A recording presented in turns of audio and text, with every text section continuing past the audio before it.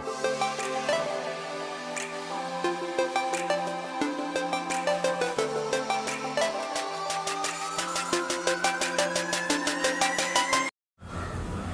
Friends, take Sanju में आप सभी का स्वागत है। आज एक बहुत ही महत्वपूर्ण विषय में हम लोग डिस्कस करने जा रहे हैं, जो कि आप लोगों का भी क्वेरी था। तो आइए उस विषय पे हम लोग गौर करते हैं। तो विषय है रेलवे में ट्रांसफ़र। हम लोग जब ज्वाइन करते हैं, ज्वाइन करने के बाद किसी का बहुत सारा प्रॉब्लम आता है, तो वो अपने होम टाउन की तरफ ट्रांसफ़र चाहते हैं। तो ट्रांसफ़र क्या है, इस मैटर पे हम लोग गौर करेंगे और आप सभी से इस मैटर पे हम कुछ डिस्कस करेंगे। तो आइए हम जानते हैं ट्रांसफ़र क्या होता है। ट्रांसफ़र हम लोग कोई भी एम्प्लॉय जो भी रेलवे में ज्वाइनिंग कर रहे हैं, ज्वाइनिंग करने के बाद वो अपने होम टाउन की तरफ या तो ऑन रिक्वेस्ट या फिर म्यूचुअल ट्रांसफ़र के तहत जाना चाहते हैं। तो हम लोग पहले इसी मैटर पे गौर करते हैं। Type of transfer. ट्रांसफ़र कितने टाइप के होते हैं?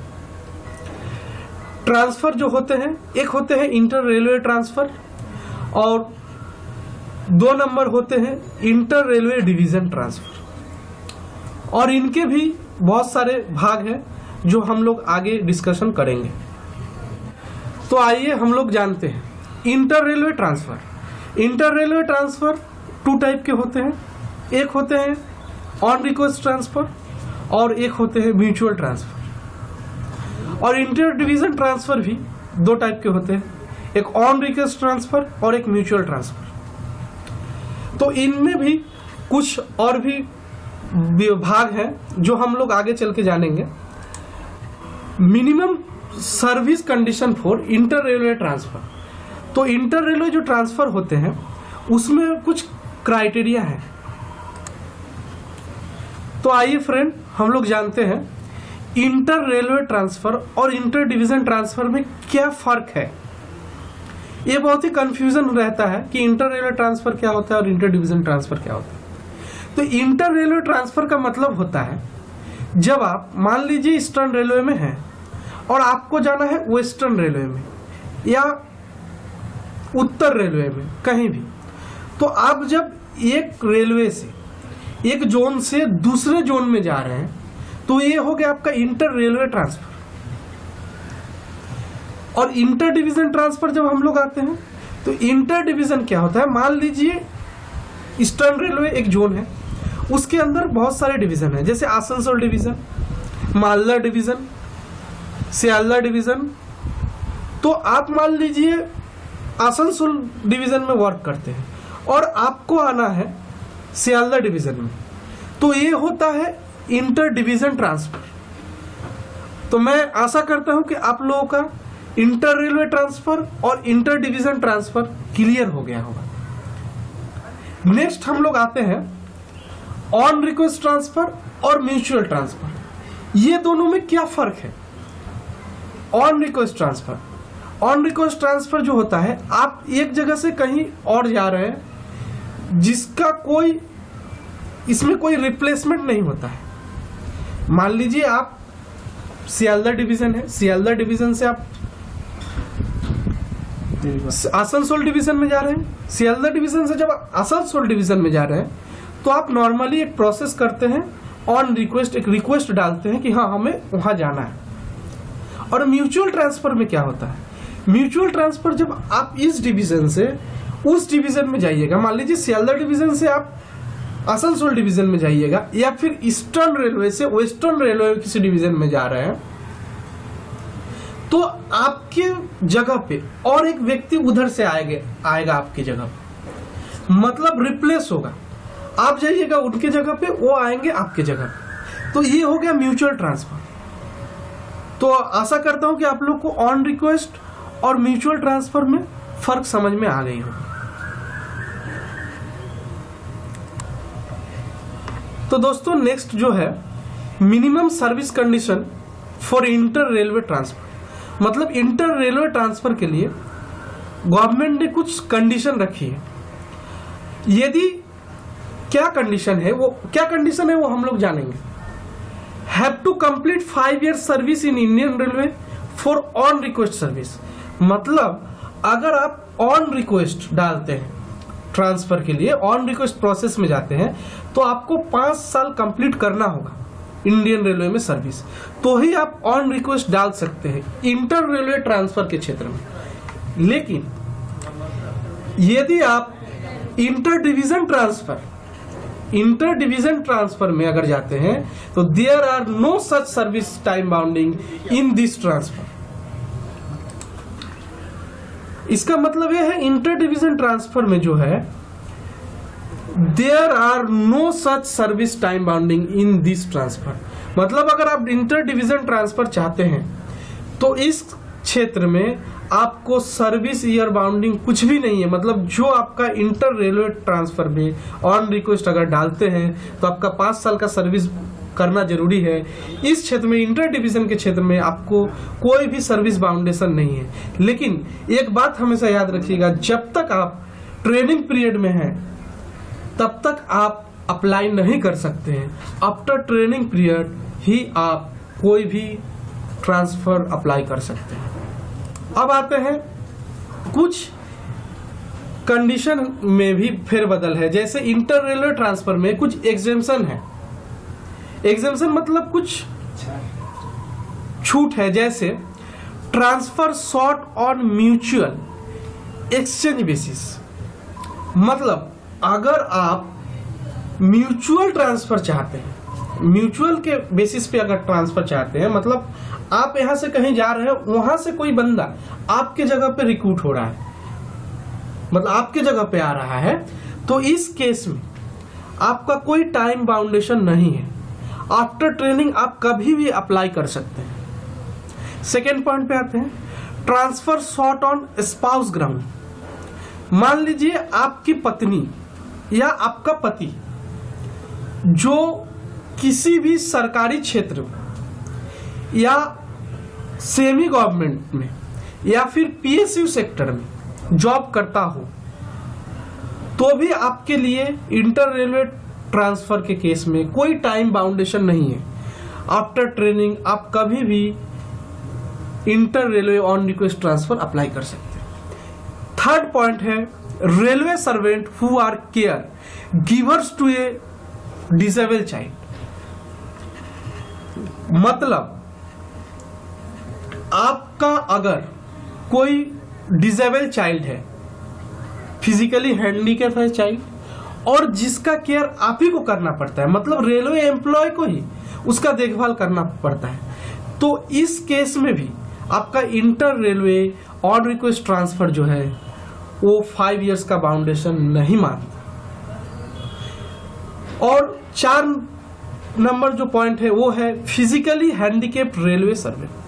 मान लीजिए आप फिजिकली हैंडीकैप है, जो एम्प्लॉय जॉब कर रहा है वो फिजिकली हैंडीकैप एम्प्लॉय है, तो इस केस में भी मिनिमम सर्विस कंडीशन अप्लाई नहीं होता है। तो दोस्तों अब आते हैं नेक्स्ट पैरा की ओर, पावर डेलिकेटेड फॉर ट्रांसफर। मतलब पावर डेलिकेटेड फॉर ट्रांसफर का मतलब है आपका जो ट्रांसफर होगा तो उसका पावर किसके पास है, कौन से अथॉरिटी के पास। ये पावर है अगर आप डिवीजन में हैं तो डीआरएम के पास। पहले ये पावर जो था जीएम के पास होता था, लेकिन as per model SOP the power of regards to inter railway inter division transfer on request basis of divisional control cadres of non gazetted employees lies with DRM. इसका मतलब ये हुआ, ये पावर पहले जो था जीएम के पास था, लेकिन एज पर मॉडल एसओपी मतलब शेड्यूल ऑफ पावर 2018 में रेलवे ने एक शेड्यूल ऑफ पावर डिस्ट्रीब्यूट किया, ये अपने वर्क की सुविधा के लिए। तो ये पावर वहां के डिवीजन के जो हेड है मतलब डीआरएम, उनको दे दिया गया है। ये सिर्फ नॉन गेजेटेड एम्प्लॉयज के लिए है, ये भी आप लोग ध्यान में रखिएगा। और इसका कुछ एग्जेम्पशन भी है, जैसे मान लीजिए out of turn relief for inter railway transfer should be put up to AGM with DRM personal approval. मतलब आउट ऑफ टर्न अगर आपका ट्रांसफर करना हो तो डीआरएम के साथ, मतलब डीआरएम का अप्रूवल लेने के बाद आपको एजीएम सर का भी अप्रूवल लेना पड़ेगा। तो आउट ऑफ टर्न, आपको जरूर इसमें कुछ डाउट होगा, आउट ऑफ टर्न कैसा हो सकता है ये ट्रांसफर।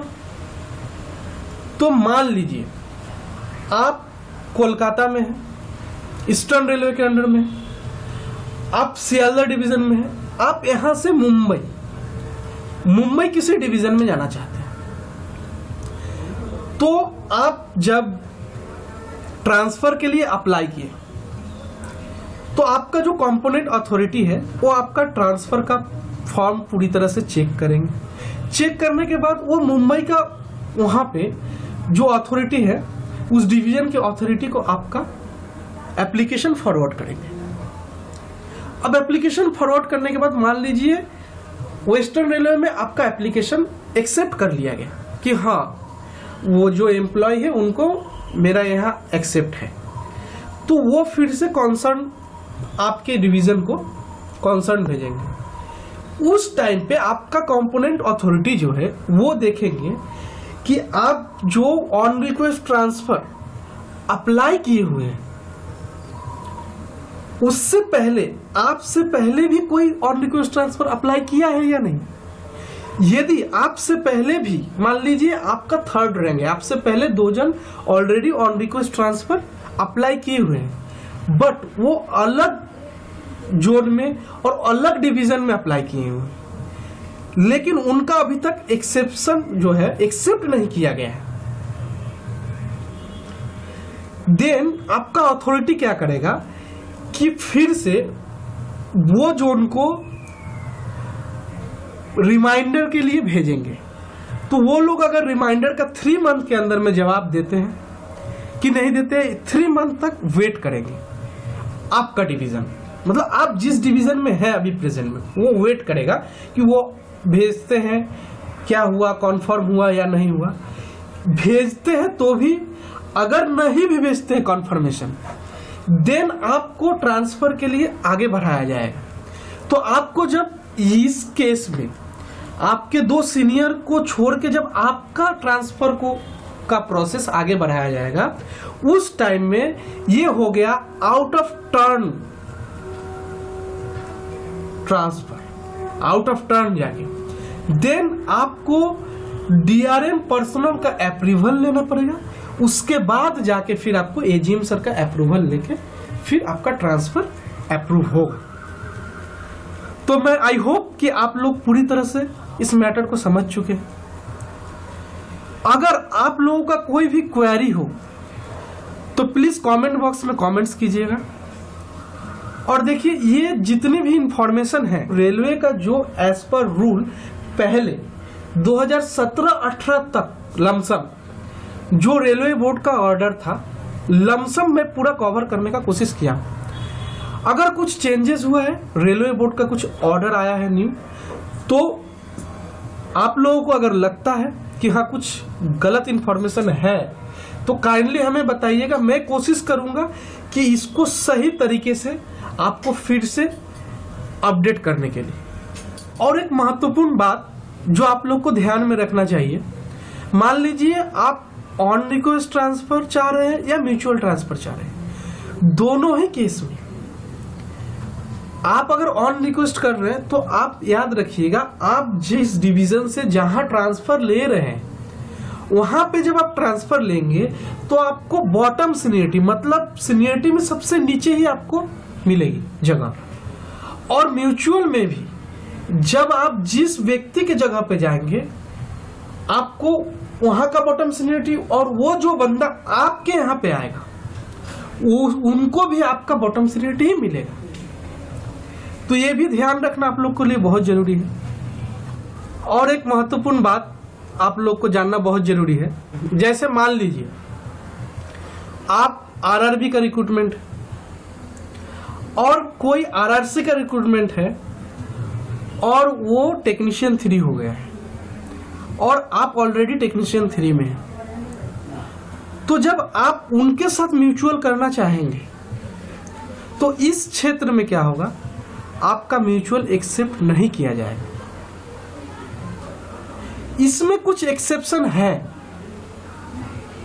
जो मैं आपको बाद में अलग से वीडियो बना के बताऊंगा, लेकिन अभी फिलहाल इतना जान लीजिए कि आप आरआरबी के साथ आरआरबी का ही म्यूचुअल कर सकते हैं। आरआरबी के साथ आरआरसी का म्यूचुअल नहीं होता है। अब यहां पे आप किसी भी पोस्ट में हो, ये कोई वैरी नहीं करता है, लेकिन आरआरबी के साथ आरआरबी का ही होगा। मैं आशा करता हूं मैं जो चीज आप लोगों को समझाना चाहता था मैं समझाने में सक्षम हुआ। अगर कोई भी क्वेरीज आप लोगों का हो तो आप लोग प्लीज कमेंट्स बॉक्स में कमेंट्स कीजिएगा। और एक महत्वपूर्ण बात जो मैं आप लोग को बताना चाहूंगा, ये जितने भी अपडेट्स हैं मैं कोशिश किया हूं एकदम एंड टू एंड, मतलब लास्ट तक रेलवे बोर्ड का जो ऑर्डर है वो कवर करने के लिए। अगर करंट में रेलवे बोर्ड कोई ऑर्डर लाई होगी तो मैं नेक्स्ट वीडियो में उस ऑर्डर को कवर करने के लिए कोशिश करूंगा। टेक संजू को इतना प्यार देने के लिए आप सभी का धन्यवाद। जिन्होंने अभी तक इस चैनल को सब्सक्राइब नहीं किया है, चैनल को सब्सक्राइब कीजिएगा, बेल आइकॉन को प्रेस कीजिएगा और काइंडली ऑल नोटिफिकेशन को प्रेस कीजिएगा, ताकि और भी इसी तरह का इम्पोर्टेंट इंफॉर्मेशन आपके साथ शेयर कर पाऊँ और आपको इसके बारे में जानकारी दे पाऊँ। और जिनको ये वीडियो पसंद आई होगी कृपया करके लाइक और शेयर करना ना भूलें। धन्यवाद ये वीडियो देखने के लिए।